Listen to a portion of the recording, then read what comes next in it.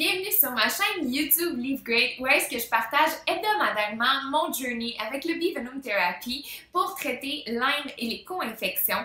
Je partage également tout plein de petits trucs, conseils pour mieux vivre au quotidien et également je parle beaucoup de ma foi qui est en fait un outil qui m'aide vraiment à surmonter cette lutte acharnée-là. Si c'est quelque chose qui t'intéresse, je t'invite fortement à aller cliquer abonner sur ma chaîne et t'assurer d'activer la petite cloche pour recevoir les notifications quand je vais poster une nouvelle vidéo. Donc sans plus tarder, aujourd'hui, je vais vous parler du Bee-Venom Therapy, vous faire un petit update aussi de ma vie personnelle et à la toute fin, je vais aussi parler de la carence en fer parce que c'est quelque chose auquel je dois faire face présentement.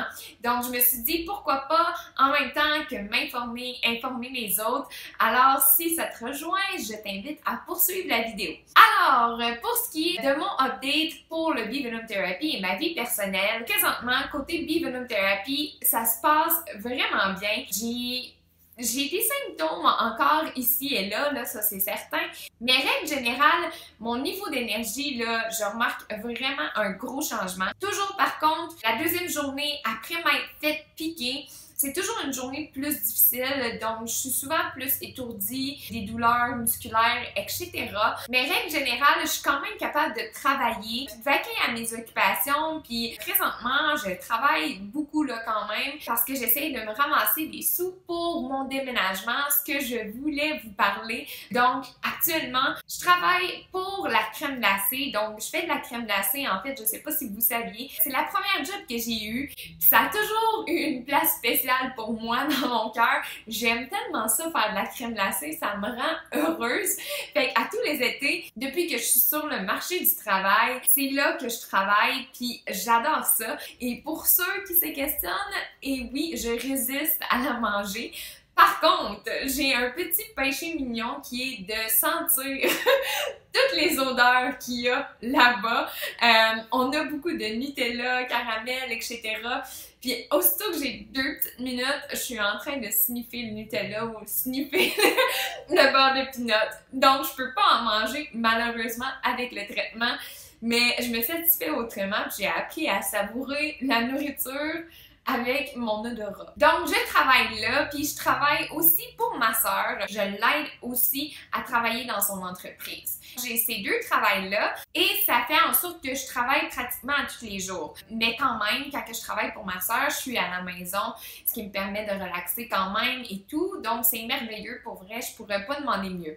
Et je réussis à travailler 4 jours semaine à la place de crème glacée. C'est incroyable comment que c'est buzzy, comme on dit ici en Ontario. Il y a tellement de gens, c'est sûr, je travaille à Niagara Falls, donc ça bouge excessivement, puis dites-vous que je suis capable de passer au travers de ces journées-là, ce qui me surprend à chaque fois. Quand que ça va pas bien, quand j'ai une mauvaise journée, qu'est-ce que je me dis, c'est que j'essaie de prendre 1 minute à la fois. Je le ménage relativement bien. Pour vrai, là, je suis quand même assez impressionnée. J'ai un beau lâcher-prise quand que je vais pas bien. J'abandonne ça au Seigneur, puis ça finit toujours relativement à bien aller. Pour le moment, ben c'est ça, je suis super occupée, mais je suis contente. Dernièrement, je m'étais laissée aller beaucoup parce que j'avais vécu une épreuve vraiment difficile avec le déménagement dans une nouvelle province. J'avais tout simplement personne que je connaissais autour de moi, tout était nouveau, je parlais une nouvelle langue. Bref, ça a été vraiment lourd au départ, mais depuis que moi et Craig on n'est plus ensemble, qui est encore vraiment un très bon ami, pour vrai ça va beaucoup mieux parce que j'ai l'impression que je me retrouve. C'est vraiment juste parce qu'on a réalisé que toutes les deux, nos caractères n'étaient pas tant compatibles. On s'amenait pas vers le haut, mais plutôt vers le bas. Et ça a été principalement ma décision. Puis je suis tellement contente que je l'ai prise parce que c'était pas une relation qui me rendait heureuse et épanouie comme je sais que je peux l'être.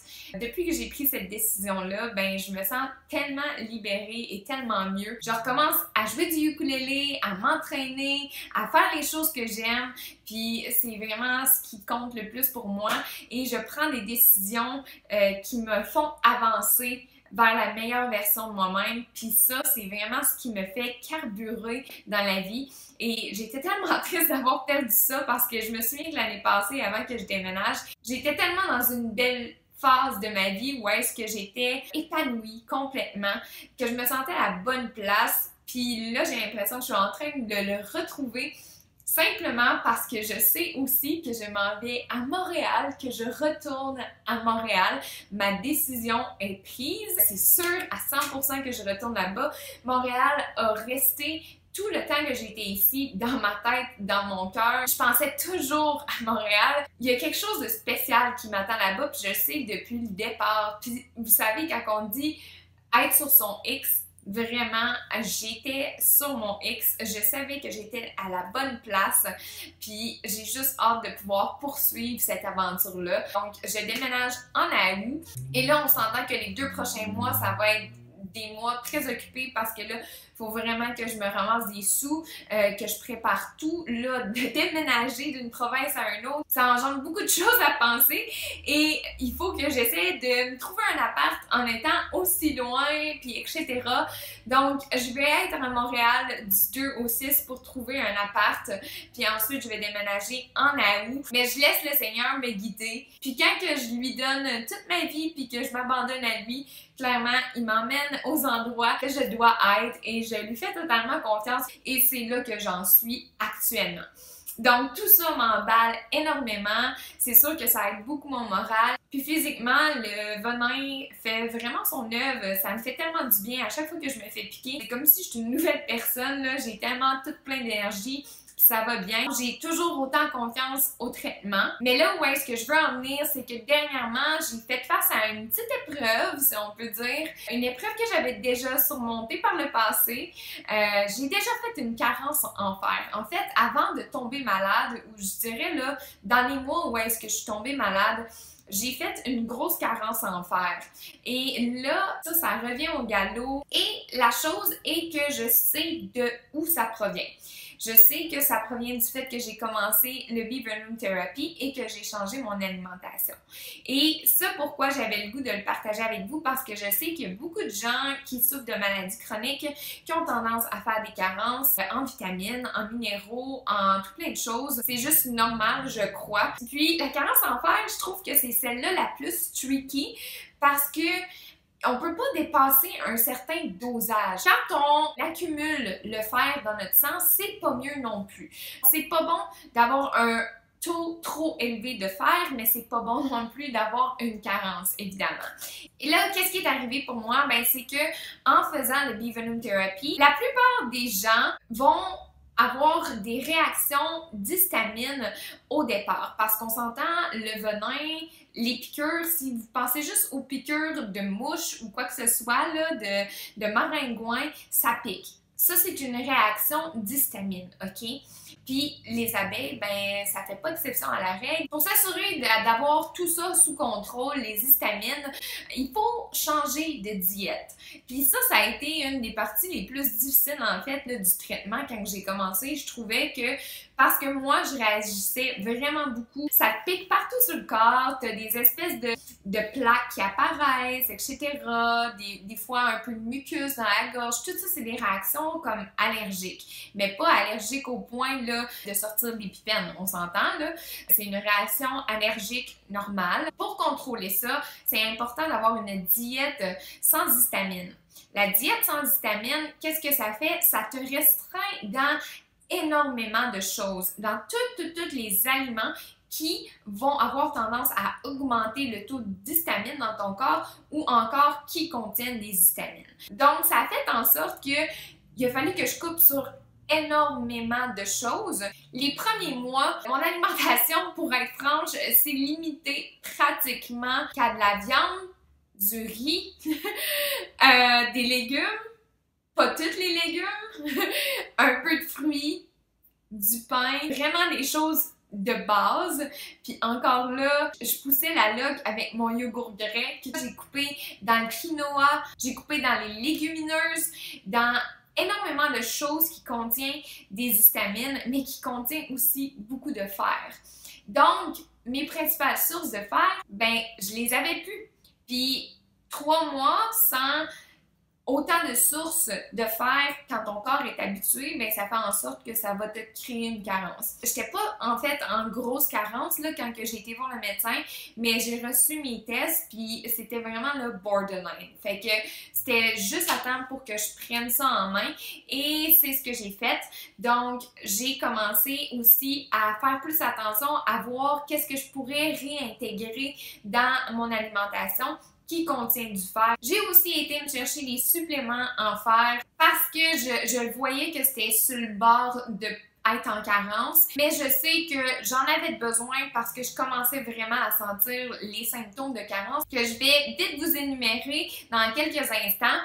Mais sinon, les médicaments en soi, je les prends vraiment juste, je dirais, aux 2-3 jours, juste pour maintenir un peu mon taux de fer dans mon sang. J'essaie le plus possible de me concentrer sur l'alimentation qui va booster mon taux de fer, mais pour m'assurer d'aller donner un petit kick de plus, j'y vais avec un supplément de fer très doux pour le corps que j'ai trouvé. Je suis tellement satisfaite. Ça s'appelle Easy Iron. Je ne l'ai pas là présentement, mais je vais vous mettre une photo pour que vous voyez le produit. Pour vrai, moi j'ai déjà pris des pilules de fer avant. Ça m'avait vraiment bloqué au niveau des intestins. J'avais eu de la misère, puis ça c'est un effet secondaire qui vient avec les suppléments de fer.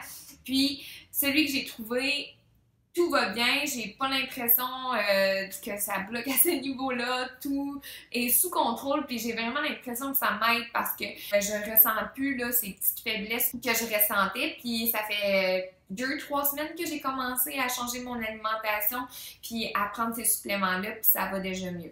Donc, je tenais à vous le partager parce que je sais que je suis pas la seule à faire des carences en fer, surtout quand on parle de Lyme. Lyme adore le fer et le mange et se nourrit de ça. C'est pourquoi c'est vraiment important qu'on s'assure d'avoir toujours des aliments haut en fer. Puis je vais vous en nommer quelques-uns que moi j'ai décidé de réintégrer même avec ma diète sans histamine parce que maintenant que ça fait comme 3 mois que je suis dans le traitement, je peux me permettre de rajouter un petit peu plus de choses qui ont des histamines malgré tout parce que mon corps tolère beaucoup mieux les piqûres qu'au départ.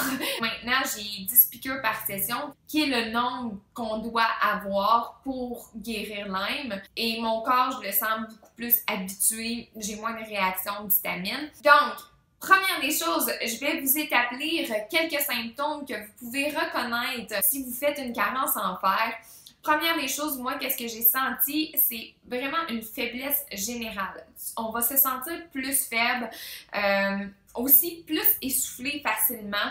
On va monter les escaliers puis on va remarquer que ça a tout pris notre énergie puis qu'on est fatigué presque après avoir monté les escaliers. Évidemment, quand on a Lyme, c'est quand même fréquent, mais quand on a une carence en soi, on sent quelque chose de plus, là. Aussi, on peut remarquer une pâleur au niveau du visage, puis on peut même le remarquer sur nos gencives. Si nos gencives ont plus de l'air moins rosé, plus blanche, ça peut être vraiment signe qu'il y a une carence en fer.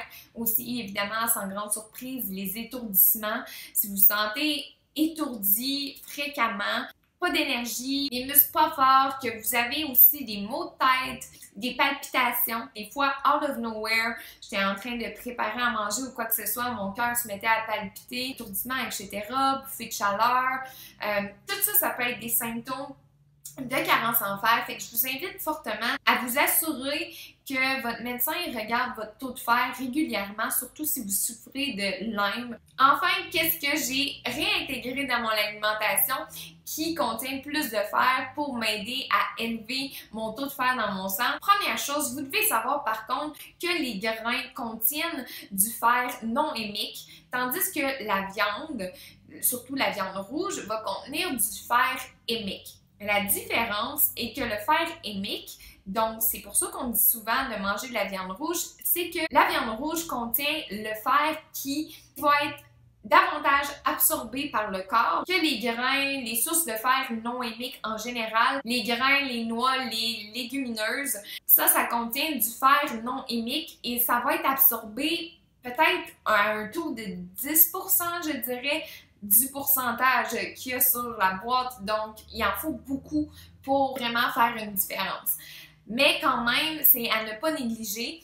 Donc, j'ai évidemment augmenté ma quantité de viande rouge que je prends par semaine. Donc, je vais prendre 2 à 3 portions de viande rouge par semaine. Généralement du bœuf, là, parce que j'ai de la misère avec les autres sortes. Sinon, j'ai réintégré le quinoa qui contient énormément de fer. J'ai aussi intégré quelques légumineuses comme les pois chiches, entre autres de l'hummus. Je sais pas comment vous le dites, vous, mais j'en fais un maison, puis pour vrai, il est délicieux. En plus de ça, le hummus maison que je fais contient du tahini dedans. Puis le tahini, ça contient beaucoup de fer aussi. C'est un beurre de graines de sésame. Les graines de sésame, ça contient énormément de fer aussi pour une graine. Je prends également du chocolat noir, les graines de chia, même la mélasse. Je sais pas si vous aimez la mélasse. J'en ai trouvé, moi, de la biologique au marché naturel à côté de chez moi. Puis elle est vraiment bonne et ça contient beaucoup de fer également. Donc, la mélasse, si vous avez le bec sucré, les graines, les grains, les légumineuses, les légumes verts, la viande, c'est pas mal le top quand on fait de la carence en fer à intégrer dans notre alimentation. Oh! J'avais oublié de dire les œufs. Voilà, je pense que j'ai pas mal fait le tour. J'espère que ça va avoir été une vidéo pertinente pour vous. Si vous connaissez quelqu'un qui souffre d'une carence en fer, ben assurez-vous de partager la vidéo si ça peut l'aider. Et aussi, si ça vous intéresse, je vais m'assurer d'aller mettre la recette de mon hummus ici en barre d'infos parce que je suis certaine que ça va piquer la curiosité de certaines personnes et en plus, il est tellement bon. J'en fais quasiment à toutes les semaines. On adore ça. Sur ce, je vous dis à très bientôt. À plus!